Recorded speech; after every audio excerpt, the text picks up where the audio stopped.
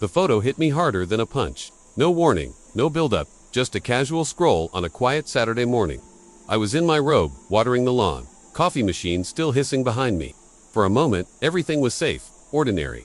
Then my phone buzzed. Alice, my wife, had posted on Facebook that she was supposed to be in Dallas for a sales conference. Instead, there she stood beside Bryce, the office golden boy, his arm draped around her shoulders, her hand pressed against his chest. 2 champagne glasses in his other hand. The caption, "My real partner, #work has been VF, likes, 16 comments, all nauseating. Love you too. Finally, just say it already." I stared at it, at her tilt of the head, the intimacy in her hand placement. The first time I reread it, I actually laughed a dry, breathless laugh that died in my throat halfway through. I didn't call her, I didn't text, I didn't rage. Instead, I walked inside, poured the rest of the coffee, and opened the beige folder I had quietly prepared 3 weeks earlier. Not because I knew, not fully, but because suspicion had already whispered to me at 11:37 p.m. one Tuesday when I heard her giggle in the laundry room, whispering into her phone, "If only you weren't married." That night, I started collecting receipts. First emotional, then legal. The folder contained everything: petition, disclosures, property division sheets. My lawyer called it clean and aggressive. I slid it onto the kitchen table. Then I went back to my phone, opened her post, and typed a single comment: "Congratulations. The divorce papers are on the kitchen table." Posted, logged out. The sprinkler kept hissing outside, the world pretending nothing had changed. But the taste in my mouth had shifted like burnt coffee and pennies. She called that night, right on schedule. I knew she would probably after one of her friends texted her, "Alice, check your Facebook." Her voice was too cheerful, too rehearsed. "Hey babe," she dragged the word like syrup. "I saw your little comment. You're not actually mad, are you?" It was a joke. Everyone does that at work. It's just office humor. I let her keep talking. Nervous giggles, flimsy justifications, the kind of chatter that fills silence when someone doesn't realize they're already hanging themselves. "You seriously took it the wrong way," she insisted. "It's Bryce. He's harmless." "God, you're being dramatic." Finally, I spoke. 3 words. "Check the kitchen." Silence. 2 beats, then a forced laugh. "Oh my God, you're joking. You didn't actually." I said nothing. Her laugh thinned, turned brittle. "You're such a dork sometimes. Seriously, it's a dumb caption." I didn't mean anything by it, but I remembered the Tuesday night whisper I'd overheard. "You looked so good today in that gray shirt. Imagine if we didn't have to sneak around." That wasn't humor. That was intent. When she finally stopped spinning, I ended the call cleanly. "Take care, Alice." Click. I imagined her standing in that Dallas hotel room, blinking at the beige folder on our kitchen table, realizing she'd been outmaneuvered without warning. Monday morning, 9:14 a.m., I logged into a burner email account. I attached a screenshot of her Facebook post, her draped over Bryce, caption glowing like a confession. Subject line, "Inappropriate conduct. You decide." I sent it to her company's HR. 2 sentences in the body. Cold and simple. This photo appears to have been taken during company time at a company-sponsored event and shows a supervisor declaring a romantic relationship with a subordinate. "I'll let you interpret your own policies." No signature, no reply expected. But I knew their policy: zero tolerance. Bryce had just been promoted, and Alice, she was on the panel that approved him. I closed the laptop, poured another coffee, and went outside to trim the hedges. The birds still sang, the neighbor waved. Normal morning. But beneath it all, the ground had already shifted. By noon, her post was gone. By 3 p.m., my phone buzzed. A text from Don, her coworker. "Bro, HR just opened a case." Boom. That night, Alice texted me 3 words. "Can we talk?" I stared at the screen, then muted the thread. She still thought this was fixable. That maybe with the right tears and the right tone, she could walk this back into a sitcom misunderstanding. Hug it out, cry a little, move on. But this wasn't sitcom. This was chess. By the time she said pawn, I'd already moved the queen. That same evening, I went down my checklist. A yellow legal pad, neat block letters. Item 1, 401k transfer into a separate living trust, already in motion, untouchable. Item 2, life insurance beneficiary, no longer Alice, now my sister, Elaine, practical, efficient. Item 3, bank accounts, separate institutions, new passwords. The joint account still had just enough to cover one last Hulu charge. Item 4, credit cards, canceled. Alice would discover that at the airport bar when her return flight landed. It wasn't spite, it was architecture. Every form, every click, was a bolt pulled from the structure she thought she controlled. She flew back a day early. People don't delay when dread is waiting at home, they rush in, hoping proximity will patch what time has shredded. I was sitting on the porch when the Uber pulled up. She stepped out in oversized sunglasses, dragging her suitcase like it owed her money. Phone to her ear. Mid-sentence. "I just think we should talk in person." The front door. Didn't open. She tried the key again. Jiggled it. Knocked twice. I stayed seated, sipping water with lemon, like I was watching the weather change. It's been changed, I said flatly. Her sunglasses slid down the bridge of her nose. What? Are you serious? I took another slow sip. She rattled the knob, then looked at me, voice cracking. You changed the locks. You can't just. I interrupted, calm as steel. Actually, I can. You'll find the papers inside, along with a list of what's no longer yours. Her mouth opened, then closed. No words, just the sound of someone realizing the ground beneath them had been swapped for ice. I stood, set the glass down, and walked inside. The door clicked behind me, locking itself. Alice remained on the porch, alone, key useless in her hand. If you're still listening without subscribing, now's the time. Stories like this only get darker, and trust me, you don't want to miss what's next. By morning, I had 3 new emails. One from HR, confirming her mandatory compliance meeting. One from my lawyer with the next steps. And one from the bank, all joint accounts successfully separated. Alice had no idea yet that she wasn't just locked out of the house, she was locked out of the life she thought she controlled. Alice always prided herself on her composure. She could glide into a room of strangers and make it feel like she'd been running the place for years. But composure only lasts when no one's holding a mirror up to your lies. Monday, 10:02 a.m. Dallas time, her compliance meeting. I didn't attend, of course. I didn't need to. Don called me afterward, whispering like he was hiding in a church confessional. Man, she looked wrecked. What happened? I asked, though I already knew. They brought her in, 2 HR reps, 1 director, and her own manager. They had the screenshot printed. Your comment too. She tried to laugh it off at first, said it was a misunderstanding, a joke. But then they pulled the hotel invoices. I let him breathe, let the silence work. Same room, Scott, same damn room. They had the receipts, and when they asked her why Bryce's room and hers were billed under the same card, she froze. I said nothing. Don kept going. Her boss just stared at her. Man, didn't say a word, just rubbed his temple like he wanted to be anywhere else. Then HR started asking if she disclosed any relationships that could be considered problematic, and she said no. Flat out denied. Don's voice dropped. But they had the texts. Someone leaked him. I smiled. Of course they did. Alice came home that afternoon with a face like wet plaster, expressionless, but cracking at the edges. She walked past me on the porch without a word, dragged her carry-on into the guest room, and shut the door. I didn't follow, I just listened. The muffled shuffle of clothes being unpacked. The occasional sharp exhale, like she was fighting back tears. At dinner, she finally emerged. Not a word about work. Not a word about Bryce. Just asked if there was any lasagna left in the fridge. Top shelf, I said, without looking up from my book. She reheated it in silence, ate it standing by the counter, then slipped back into the guest room, door closing. Like a sigh, the next morning, 7:34 a.m., my phone buzzed with a text from her. Alice, can we talk tonight? Me, about what? Alice, about us, about everything. Me, there is no us. No reply. By noon, her boss had called her again. I knew because Don forwarded me the internal memo. Subject line, formal investigation initiated.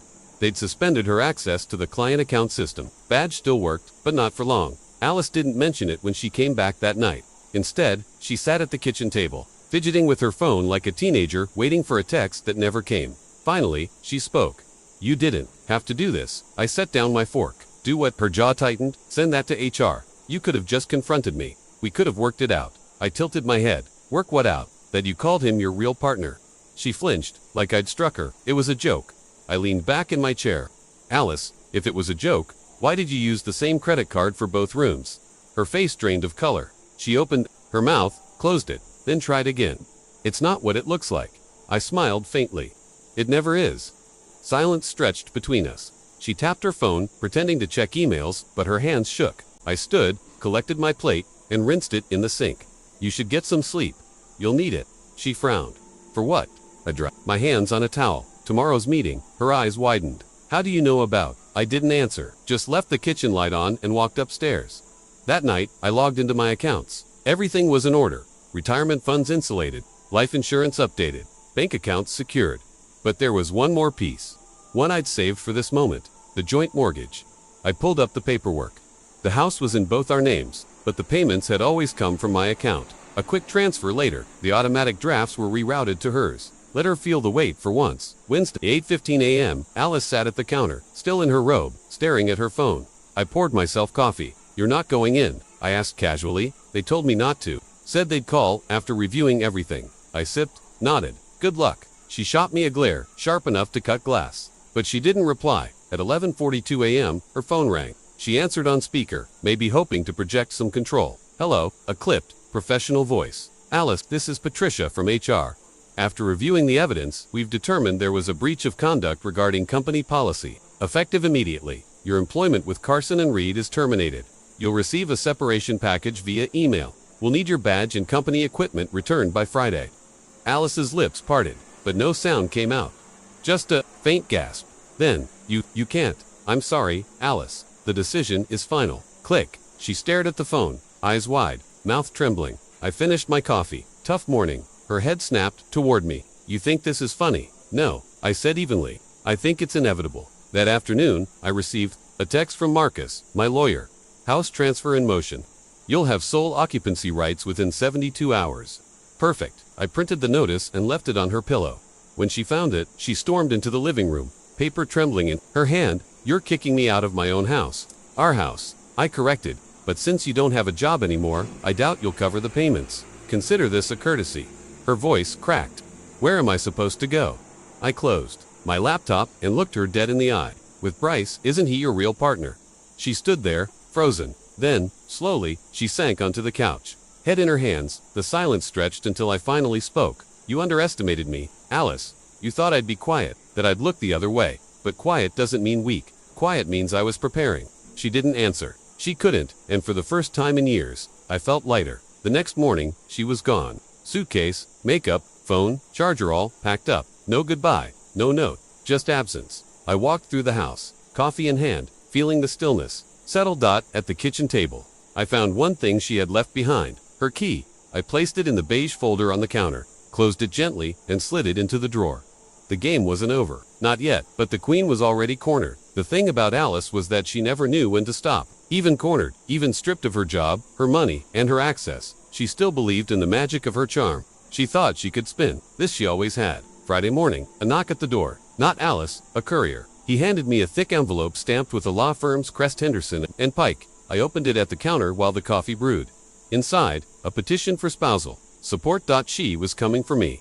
I chuckled, set the papers down, and stirred sugar into my coffee. She wanted to drag me into court, claim dependency, demand alimony. She thought that after everything, I'd be forced to bankroll her new life. She hadn't realized I was already 10 steps ahead.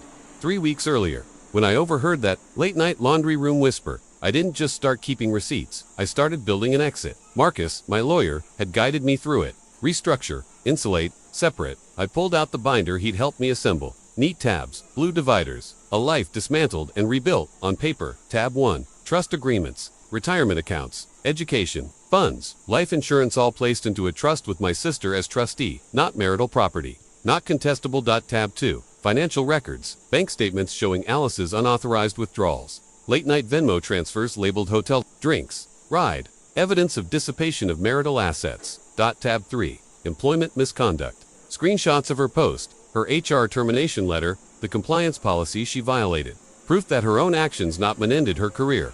Tab 4, mortgage reassignment, documents proving the house payments were already transferred to her account and her failure to make a single one. In short, she wanted support, but I had already mapped her as the architect of her own ruin. That evening, she showed up. No warning, no courtesy, just the sound of her car pulling into the driveway, followed by the sharp rap of her knuckles on the door. I opened it slowly. She stood there, eyes rimmed red, papers clutched in her hand. "Did you get these?" she demanded. I glanced at the envelope. "I did." Well, what?" Her voice rose shaky, desperate. "You can't just leave me with nothing." After 27 years, I cut her off with a quiet laugh. "Alice, you left yourself with nothing." She blinked. "You think you're so clever. But the court will see it differently. They'll see how you froze me out, how you're trying to humiliate me." I stepped aside, motioning toward the beige folder still sitting on the counter. "Go ahead, open it." She hesitated, then crossed the threshold and pulled the folder open. Inside, neatly stacked documents, the HR termination letter, her hotel invoices, screenshots of her posts, copies of her texts to Bryce. Her face drained as she flipped page after page. "You kept all this?" She whispered. "No," I said calmly. "I prepared all this. There's a difference." She slammed the folder shut. "You're disgusting." I leaned against the counter, folded my arms. "You thought silence meant weakness. You thought my patience meant surrender. But silence is strategy, Alice, and strategy wins." She stood there trembling, clutching her papers, realizing her case was nothing but smoke. Finally, she spat, "I'll fight you anyway." I nodded. "Of course you will. It's what you do." And then I walked her back to the door, held it open, and waited. She left without another word. That night, Marcus called. She filed for emergency relief. Wants temporary alimony. Let her, I replied. You sound confident. I'm not confident, I said. I'm certain, because what Alice didn't know, what she would never think to check, was that I had quietly transferred the deed of the house into a new LLC 2 weeks earlier. A shell company, Cascade Living, owned entirely by the trust. On paper, I no longer owned the house. The trust did, which meant Alice wasn't fighting me anymore. She was fighting a faceless entity with deeper pockets and tighter locks. Marcus laughed when I explained it. You really thought of everything? No, I said. I just thought of her. Monday, 9 a.m., the courthouse. Alice swept in with her lawyer, wearing a navy suit that probably cost more than her retainer. She looked composed, chin high, hair perfect, but her eyes betrayed her darting, restless, calculating. I sat at the other table with Marcus, patient, a single folder in front of me. The judge entered. Case called. Alice's lawyer stood first. Your Honor, my client has been abandoned after 27 years of marriage. She has no employment, no access to joint funds, and faces financial ruin. We are requesting immediate spousal support to maintain her standard of living. The judge nodded, and the response. Marcus rose smoothly. Your Honor, opposing counsel has neglected to mention why Mrs. Whitman lost her employment. She was terminated for cause due to misconduct with a subordinate during a company-sponsored event. We have documentation, including her own public social media post. Furthermore, we have records of financial dissipation, authorized transfers, and expenditures on hotel stays unrelated to the marriage. Finally, we submit evidence that Mr. Whitman's assets are secured in a trust and not subject to spousal claim. He placed the binder on the bench with a quiet thud. The judge flipped through the first few pages.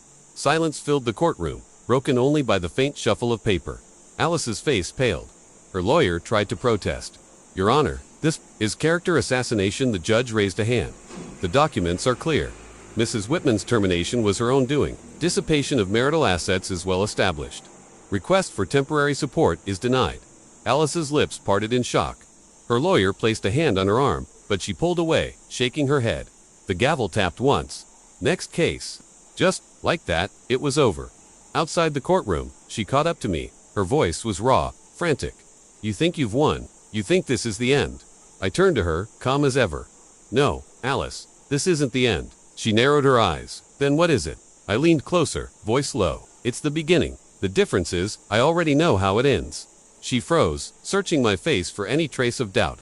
There was none. I walked away, leaving her standing in the courthouse lobby, papers trembling in her hands.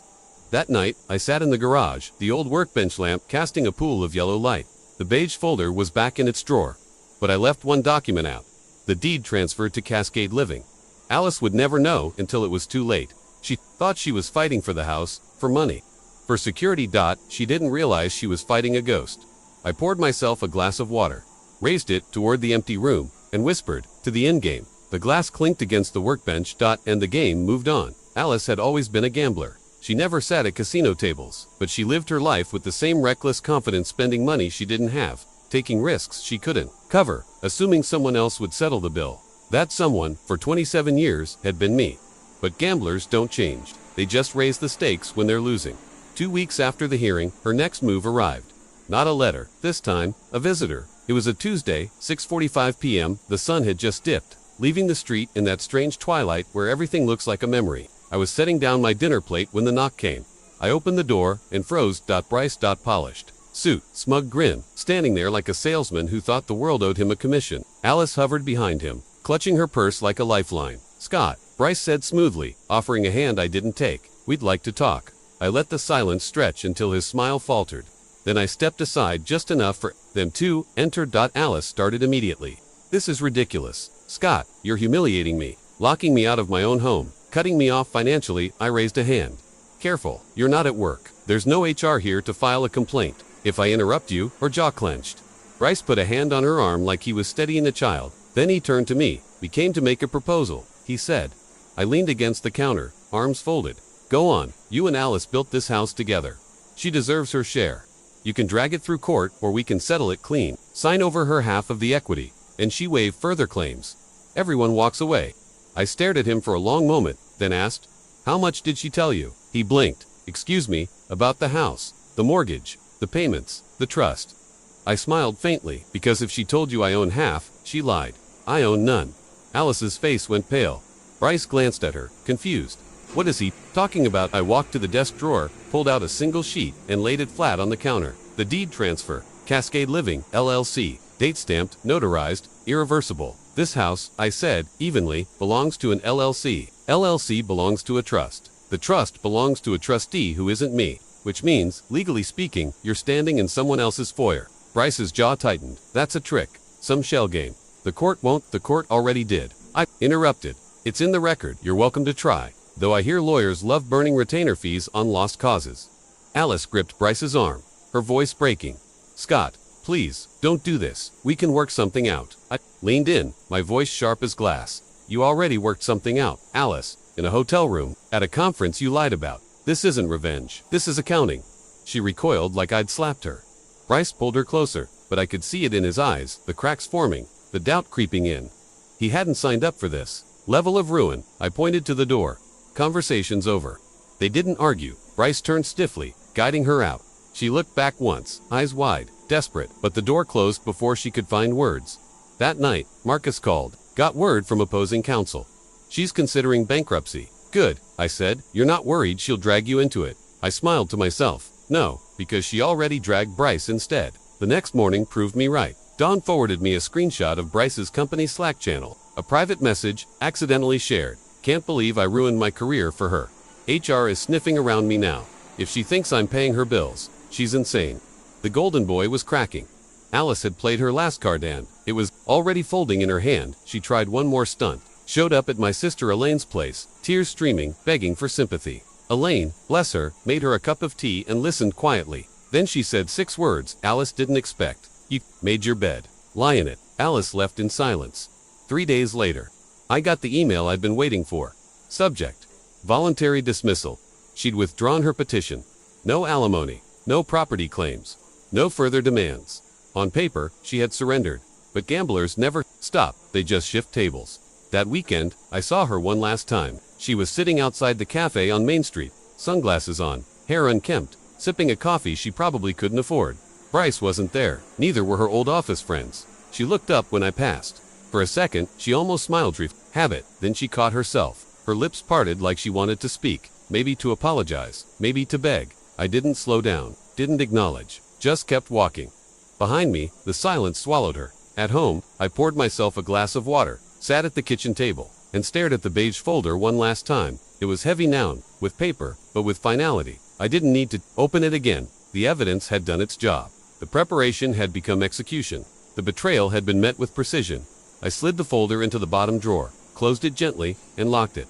Then I stood, stretched, and walked out to the porch. The evening air was cool, the neighborhood quiet. For the first time in months, I felt nothing. No rage, no grief, just silence. And silence, I realized, was the loudest revenge of all. If you've followed this far, you know something. Revenge doesn't always come with fireworks. Sometimes it comes with paper trails, signatures, and the steady dismantling of someone who thought you'd never fight back. And if you're listening without subscribing, now's the time. Trust me, you'll want to hear how this really ends. Because Alice still doesn't know the final twist. And when she finds out, it will already be too late. A week passed without a word from Alice. I thought she'd slink quietly into the wreckage she'd built for herself. But gamblers, they always find one more bet. Friday morning, Marcus called. She's poking at the pension, he said. I chuckled. Of course she is. See, Alice had forgotten something. Back when her company still thought she was an asset instead of a liability, they offered her a supplemental pension plan. Small, compared to mine, but steady. She assumed I never noticed the enrollment paperwork. I noticed I'd even signed one of the beneficiary forms, back when trust still lived in the house, and now she was trying to claim mine while protecting hers. What she didn't realize was that Marcus had already filed a mutual discovery motion, which meant her pension plan, her one hidden lifeline, was now part of the split. Marcus laughed when he explained it. She's essentially suing herself. And I sat back in my chair, smiled, and whispered, checkmate in 3. But 2 weeks later, she came to the house again. No Bryce this time. No makeup either. Just a worn sweater, hair pulled back, eyes ringed with fatigue. I opened the door. She didn't ask to come in. She just stood there. Scott, she said softly, I don't want to fight anymore. I leaned against the frame. That's convenient. She swallowed. We spent almost 3 decades together. There has to be something left worth salvaging. Salvaging, I repeated. Alice, you lit it on fire and danced in the ashes. Her eyes watered. Real or fake, it didn't matter. I made mistakes. I tilted my head. Mistakes are forgetting an anniversary. This was sabotage. She shook her head. You're cruel. No, I said evenly. I'm precise. She lingered a moment longer, searching for some sign of mercy. She didn't find it. I closed the door gently, leaving her on the porch. Through the peephole. I watched her walk away slower than before. Shoulders slumped. It was the last time she ever came to the house. The divorce finalized quietly. No dramatic courtroom speeches. No screaming. Just signatures. Alice walked away with almost nothing. Her pension split. Her savings exposed to house gone. But I wasn't finished, because months earlier, before the Dallas photo, I'd done something she never knew about. I'd opened a separate trust fund in her name. Quiet, secret, untouched. Originally, it was meant as protection for her if something ever happened to me. She'd have security. After the betrayal, I rewrote the terms. Now, the trust was conditional. It would only activate if she remained married to me. When the divorce decree hit the clerk's desk, the trust dissolved automatically. Every cent transferred back into my name. She thought she was bleeding me dry. She didn't realize she was cutting her own lifeline. Marcus called me the day it closed. She never know how close she came. I smiled. No, but she feel it. It's been a year now. Alice lives 2 towns over, in a cramped apartment above a dry cleaner. Bryce didn't last word as he jumped ship when her money ran out. Sometimes I see her by accident. Grocery store, gas station, always hurried, always, smaller than I remember. We never speak. The house is quiet now, but it feels like mine again. The beige folder still rests in the bottom drawer of the desk. I haven't opened it in months. I don't need to. Its job is done. That the neighbors still wave.